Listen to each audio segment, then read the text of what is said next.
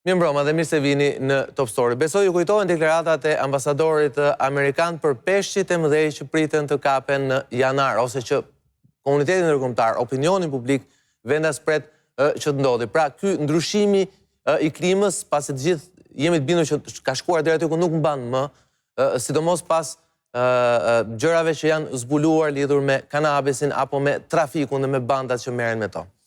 Atë ditë u deklarua dhe fillimi i një operacioni që kishte emrin e madh, Forca e Ligjit. Një operacion i cili është bashkëpunim midis autoriteteve shqiptare dhe agjensive kryesore pra të zbulimit të krimit ndërkombëtar, përfshirë FBI-n dhe disa agjensi europiane. Por si do të funksionojë ky operacion? Cili do të jetë niveli i bashkëpunimit midis autoriteteve shqiptare dhe atyre tuaj? Edhe këtë një pyetje që në fakt shumë veta e bëjnë sot kur janë zbuluar fakte që tregojnë se edhe element, edhe drejtues, siç ka thënë Fatmir Xhafa në këtë emision si ministri i brendshëm, dhe drejtues policisë kanë qenë të përfshirë në veprimtari kriminale dhe të palishme, siç është ajo e Hashashit. Për këtë do të flasim sot. Në studio kam zëvendës ministrin e punëve të brendshme, zotin Besfort Lamallari. Mirëmbrëma. Faleminderit Besfort që je me mua sot. Dhe dy kolegët e mi, gazetarët e kronikës, Anila Hoxha e Top Channel, përshëndetje Anila, dhe Xhevair Xhabina i televizionit Klan. Përshëndetje Xhevair, faleminderit që je sërish me mua. Por ka patur deri tani një aksion i cili edhe u trumvetua me forcë. Një aksion në Fier, pak ditë më parë. Le të ndjekim kronikën.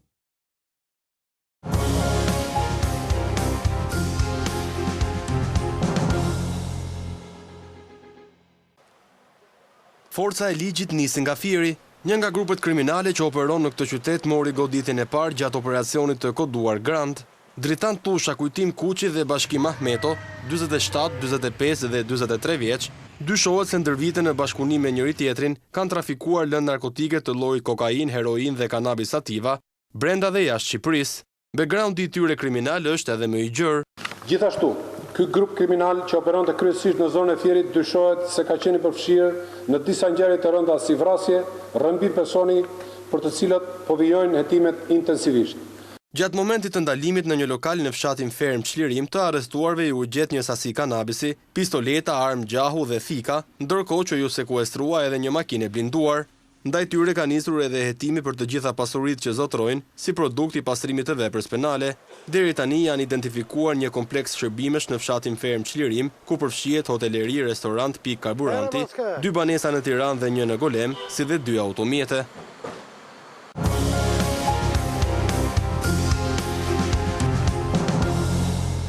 Anila, nga informacione që ti ke si gazetare, çfarë ndryshoi ky operacion, çfarë ndryshon pra nga mënyra se si u ekzekutua, elementet që u kapën, çfarë ndryshon nga herët e tjera, pasi ky plitet që është operacioni i parë pra i task force-s Forca e Ligjit? Kështu thuhet të paktën një zyrtarisht, dhe zyrtarisht që është operacioni i parë, po mua më duket nga informacioni që kam mua më duket si një nga operacionet e policisë së shtetit. Nëse do të referohemi të dhënave zyrtare, faktikisht me gjithse trumbetohet si një operacion i suksesshëm dhe me gjithë emrin njohshës, në prokurori nuk ka patur ende referim nga policia për hetime pasurore ndaj këtyre personave, apo referime për akuzat të rënda sikurse është thënë dhe nga zyrtari i policisë së Fierit për këta persona. Nuk po jap detajet të këtij operacioni se si është zhvilluar, të paktën si thuhet në rrugë zyrtare. Të thashim fillim që unë e shoh si vazhdim të operacioneve të zakonshme të policisë shtetit. Pse? Sepse nëse ne do t'i referohemi njësisë task force, Forca e Ligjit, që njësi speciale që është prezantuar pak ditë më parë, mua më duket një operacion shumë i papërfillshëm. Pse e them këtë gjë? Sepse njësia task force, njësia speciale task force, parashikon që të godas krimin organizuar. Dhe kur them krimin organizuar, thuhet dhe flitet që do godas personazhet njohur të botës krimit, personazhe që operojnë... Në të rastet e të Fierit? Absolutisht po, të Fierit, të Tiranës... Po flasë për operacionin konkret. Absolutisht po. Dhe, pra, pres që njësia që do të ngrihet, sepse me sa kuptoj unë është ende në fazën fillestare, pra ide të mëdha, njerëz që përfliten, struktura që do të jenë bashkë, etj, do të luftojnë sikur ndonjëherë më parë krimin organizuar. Kështu që pa e paragjykuar ndoshta mund të ketë, në fund mund të ketë rezultate dhe kjo goditja e radhës, po ne dim që ka patur operacione policore me buj, që nga vjeshta, marrëzie fundit, mbrëmje fundit, emra shumë të bukur. Dhe në fund pastaj Dhe në fund pastaj të paktën në gjykat, akuzat kanë firuar, kanë njëra pas tjetrës dhe këta persona kanë dalë të paktën me vepra të lehta. Gjëvejër, ti ndan një skepticizëm edhe për këtë operacion? Mendoj që operacioni fuqia e ligjit, mendoj që është një vazhdimësi e vjeç 2017, që ka të bëjë me identifikimin e personave me precedent kriminal, grupeve kriminale, por edhe pasurive të tyre. E vetmja gjë që ndryshon në këtë në aksionin fuqia e ligjit është edhe prezantimi i task force-s ku do të jetë në mbështetje të këtij aksioni. Mendoj që kjo mund ta bëjë dhe më interesante aksionin fuqia e ligjit, pasi mendoj që ky task force dhe ky aksion mendoj që do të jenë në shërbim të një gjëje më të madhe që do të vijë pak më vonë. Mendoj që do të jenë në shërbim të ngritjes së SPAK-ut dhe të Bureos Kombëtare të Hetimit. Mendoj që task forca do të grumbullojë informacion për grupe të ndryshme kriminale, asete të tyre, fuqinë e tyre, ngjarje të ndryshme ku ata janë përfshirë. Dhe më pas, mendoj që në momentin që do të vijë ngritja e BKH-s edhe prokurisë speciale e cila do të hetojë këto grupe kriminale, mendoj që i gjithë informacioni që ka grumbulluar task forca do të vihet në shërbim të SPAK-ut dhe do të themi kështu, do të kemi diçka gati, do të ketë diçka gati SPAK-u në këtë. Në tavolinë, pra do të ketë diçka me cilët nisi punën. Duke shtuar edhe një gjë tjetër që edhe ngutjen e ndërkombëtarëve, deklaratat e zotit Luqi në janar duhet arrestohen peshqit e mëdhenj, kështu që mendoj që mund të kemi diçka interesante nga fillimi i vitit të ardhshëm.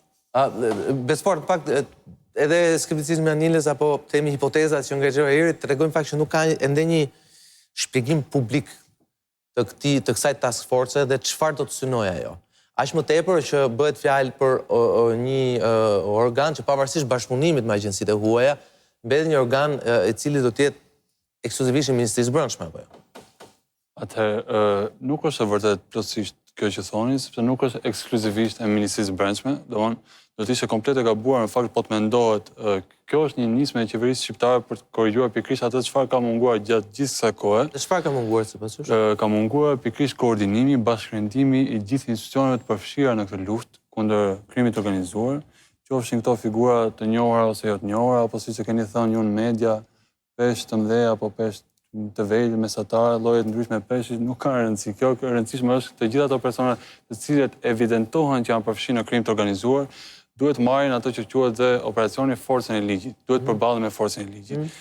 Tani, nëse këto njihen këto persona, unë mendoj që banorët e Fierit janë persona që duhen pyetur, nëse njohin këto persona dhe veprimtarinë që ato e kanë marrë. Nuk janë të përfshirë vetëm dyshohet që të jenë përfshirë edhe në veprimtari të tjera vepra penale mjaft të rënda, dhe jo vetëm trafik drogash të forta si heroin, kokainë, por edhe brenda dhe jashtë vendit, por edhe vepra të tjera. Nga ato mjetet e sekuestruara njëra për të akuzohen edhe për vrasje apo jo, që janë vrasje me pagesë, po. Pikërisht, pra nuk janë fakti që nuk janë ndoshta të njohur për media, nuk do të thotë që nuk janë të rrezikshëm dhe nuk duhet të përballen me forcën e ligjit. Puna po vazhdon intensivisht për ta implementuar plotësisht këtë operacion, edhe duhet të thënë që për të ardhur deri në këtë ditë, pra deri në momentin që qeveria shqiptare miratoi këtë vendim të VKM, është bërë një punë intensive, kuptohet me partnerët ndërkombëtar, duke mbajtur brenda kornizës nevojshme që kërkon edhe sensibiliteti i kësaj çështje, ka karakter sensitiv, nuk mund të eksplorohet shumë me këtë, sidomos për çështje që kanë bërë me elemente operacionale, teknike etj. Puna vazhdon intensivisht për rekrutimin, pra identifikimin e rekrutimin e personave të tjerë që do t'i bashkangjiten task force speciale. Megjithatë, ato persona që janë evidentuar dhe janë rekrutuar kanë bërë një punë intensive për ardhin në këtë operacion, që u zbuluar, që u godit grupin në Fier. Dhe kanë qenë nisër masash të karakterit teknik organizativ të policisë së shtetit, pra posaçërisht të këtij grupi. Dhe ajo çfarë dua të them risia e këtij plani veprimi, operacioni Forca e Ligjit, është se në ndryshim nga shkuar ku kishim operacione policore tek tuk dhe të fragmentarizuara, pa u koordinuar ndoshta edhe me institucione të tjera, sot task forca që do të ngrihet për hir të gjithë për zbatimin e këtij plani veprimi, është pikërisht fakti që përfshin dhe institucione të tjera, si Ministria e Drejtësisë, Ministria e Financave, Shërbimi Informativ Shtetëror, Prokuroria e Përgjithshme, Drejtoria e Parandalimit të Pastrimit të Parave dhe përfaqësues të tyre do jenë dhe në task forcën speciale, e cila do të merret me implementimin në praktikë, me gjumimin, kemi patur disa task force, apo më duhet kemi patur dhe kemi apo jo aktualisht një task force krimeve të rënda apo jo? Ka task force kundër korrupsionit, ka disa task force. Bashkëpunon policia, shërbimi informativ, krimet e rënda, ufrimisht besoj dhe marrëveshja. Ka patur marrëveshje në vitin 2013 me shërbimit informativ, prokurorisë dhe shërbimeve sekrete. Ish ministri të brendshëm ka patur ish kreu të shish dhe kryeprokurorët aktual. Jo për të replikuar, po ju tha që ka munguar bashkëvendimi mes institucioneve. Mua më duket shumë e rëndë kjo gjë. Edhe mua më duket shumë e rëndë që institucionet shqiptare nuk kanë bashkëmenduar punën e tyre, por e kanë konsideruar secili që të më bindesh, dua të kuptoj. Policia e shtetit nuk ka bashkëpunuar. Kurtoni secili, këtu përfshini dhe policinë e Ministrinë e Brendshme? Pra, kurtoni ka munguar bashkëpunimi nga të gjithë? Apo për shumë Ministria e Brendshme Policia ka qenë dhe ka sabotuar, apo ka penguar prokuroria, shërbimet sekrete? Është pranuar dhe nuk përbën risi kjo, të them edhe problematikat e policisë shtetit përfshi dhe implikimin në raste të caktuara kur konkretisht në rastin e kultivimit dhe trafikimit të kanabisit.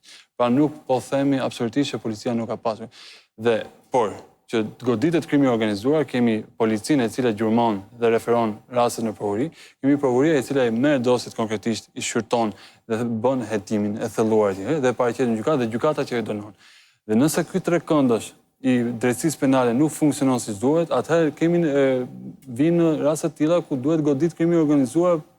Policia e shtetit ka një drejtori kundër krimit organizuar, ka një departament hetimi, ka një zinxhir informacioni që nga shërbimi informativ, kemi një agjenci e cila heton pastrimin e parave. Kemi shumë ligje, kemi shumë task force, që nuk bashkëlidhen me njëra tjetrën dhe secila punon për hesab të vet. Tani unë po flas atë çfarë është realiteti sot. Kemi shumë ligje që janë shumë të mira, ndoshta krahasuar edhe me vendet e rajonit.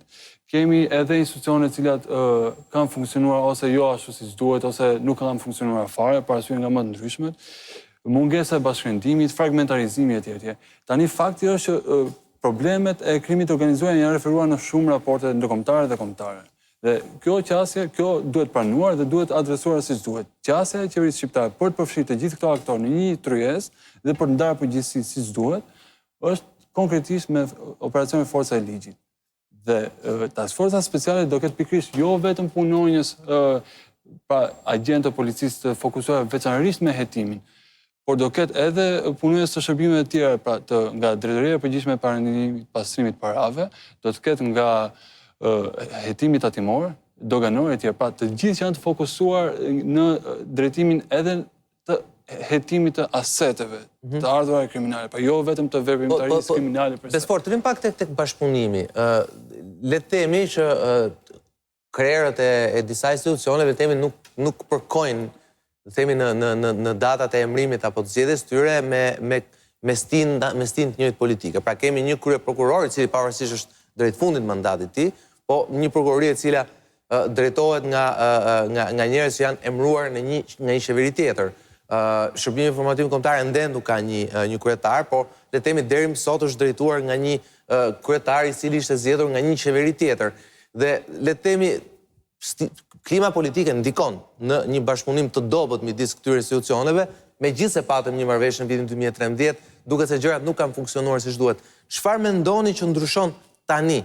Pse mendoni që këto dy institucione, për shembull, prokuroria dhe shërbimi informativ kombëtar, befas do ndryshojnë mendje apo do ndryshojnë humor dhe do bashkëpunojnë. Pra çfarë realisht ndryshon nga 2013 dhe sot, përpos zhvillimeve që ne kemi parë? Atëherë, nga pikpamja strategjike, ne kemi një operacion... Agjencitë e tjera janë agjenci qeveritare, pra le të themi koordinimi mes tyre është, le të themi më lehtë, më i kollaj.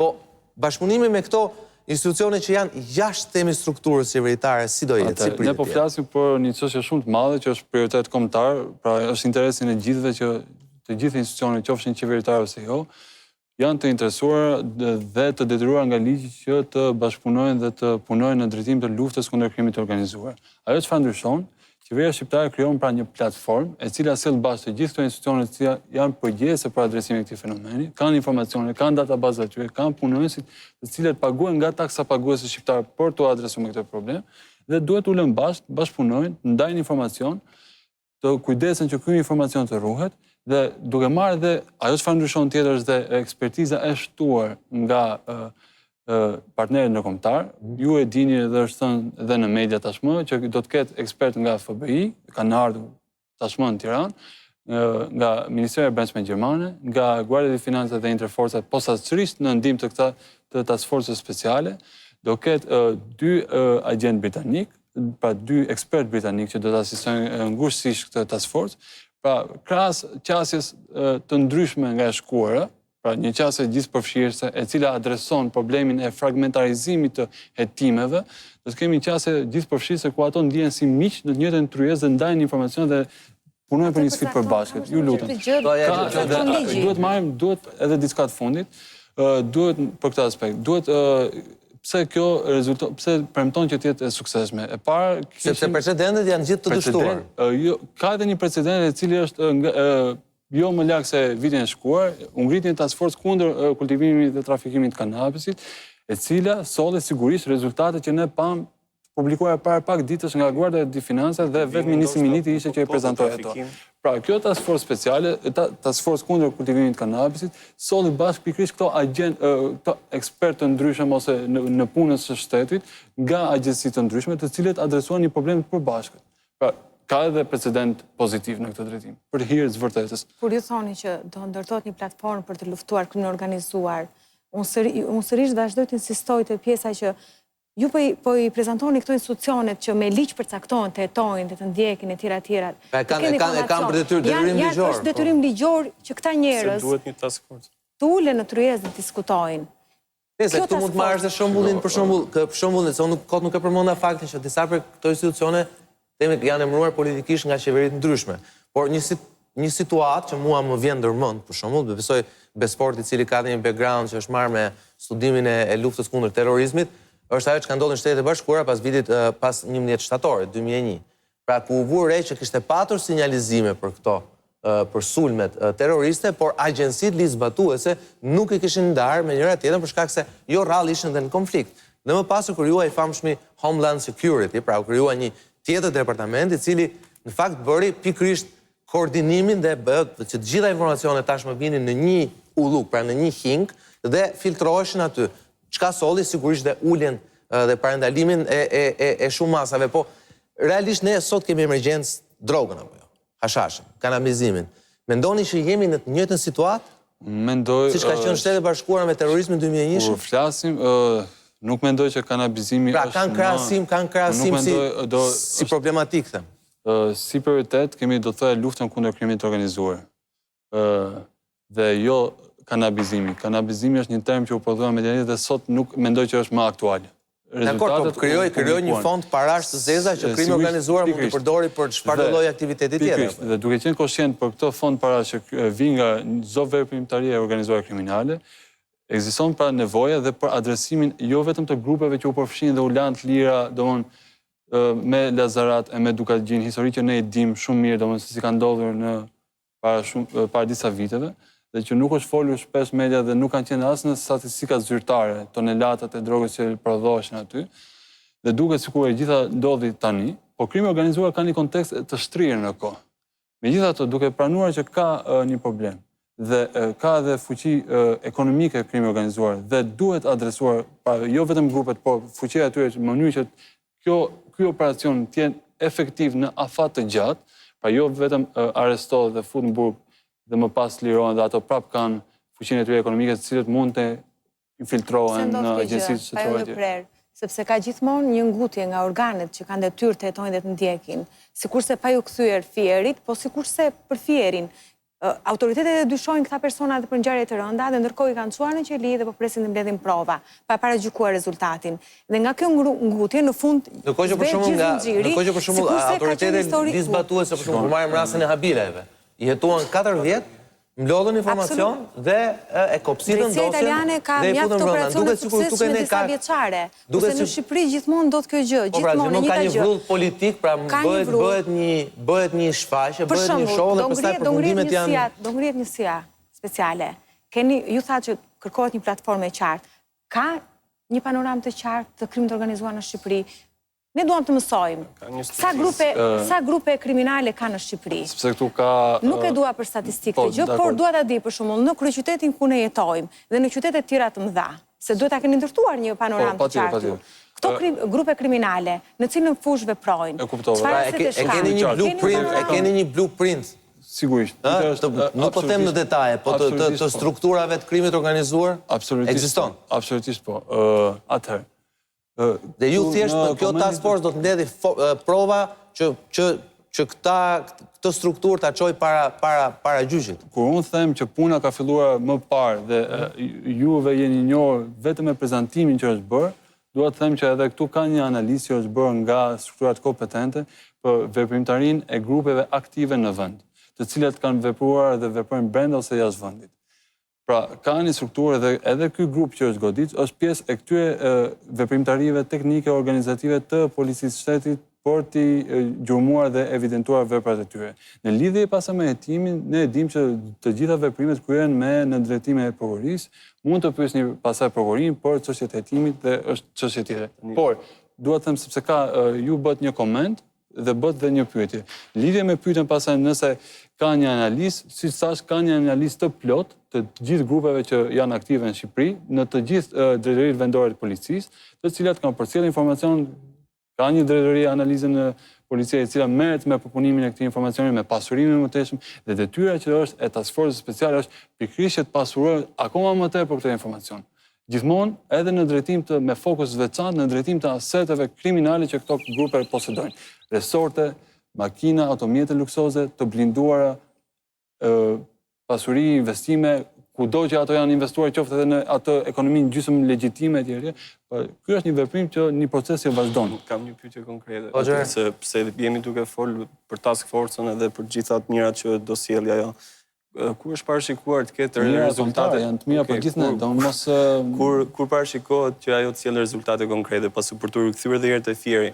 Ata personat mbahen burg për mbajtje pa leje dhe prodhim dhe shitje të lëndëve narkotike 100 grama hashish. Tani nuk është shiko. Thuaj sepse e tillë është referuar dosja në prokurori. Nëse për të ngelur tek pyetja, rezultatet konkrete kur parashikohet që të ketë task force. Kur flasim për raste konkrete dhe unë jam zëvendës ministër dhe nuk mund të futem në shumë detaje konkrete, ju ja lejoni vetë se jeni gazetar patjetër. Por këtu po thuhet që nuk ka hetim, këtu po thuhet pastaj që janë 100 gram aq gram. Ideja është që ka një grup të cilën në Fier unë besoj që shumë mirë qytetarët e Fierit e njohin mirë. Rregull, po të shkojnë gjykatë dhe gjykata vendosin një prova. Unë nuk e di opinionet, patjetër. Cilat duhet të jenë këto kriterë që një grup që është marrë me veprimtari kriminale të goditet. Dokumentoje. Po pra janë dokumentuar, pse mendoni që nuk janë dokumentuar? Ku keni ju provat, minxini ju provat që nuk janë dokumentuar këto?